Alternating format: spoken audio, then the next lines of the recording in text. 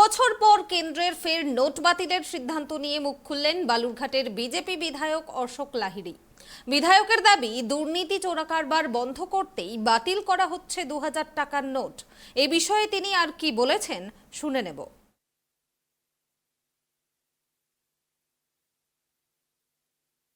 নমস্কার। গতকাল reserve bank of India 2000 টাকার নোট অবৈধ হবে ঘোষণা করে দিয়েছেন। এতে অনেকেই বলছেন যে গেল 8ই নভেম্বর 2016-তে যে ডিমনিটাইজেশন হয়েছিল, যখন 500 আর 1000 টাকার নোট অবৈধ ঘোষণা হয়েছিল, তখন যে ক্যাশ শর্টেজ বা নগদ টাকার শর্টেজ হয়েছিল, সেই একই জিনিস হয়। এটা একান্তভাবে অপপ্রচার, লোককে বিভ্রান্ত করার চেষ্টা হচ্ছে। এখন প্রথম কথা হচ্ছে, অনেক সময় বড় বড় নোট অনেক দেশ অবৈধ বলে ঘোষণা করে। কানাডা করেছিল 2010-এ, সিঙ্গাপুর করেছিল 2014-তে, ইউরোপিয়ান সেন্ট্রাল ব্যাংক করেছিল 2016-তে, আমরাও করেছি। কেন করেছি? তার কারণ 2000 টাকার নোট বা বড় বড় টাকার নোট দিলে যারা দুর্নীতি করেন, ঘুষ নেন, চোরা কারবার করেন, তাদের সুবিধা হয়। আপনার আমার পকেটে 2000 টাকার নোট কটা থাকে?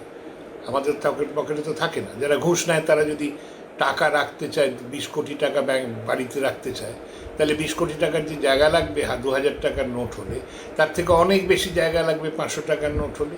সুতরাং যারা চোরা কারবার করেন, ঘুষ নেন, তারা খুব আপত্তি করবে।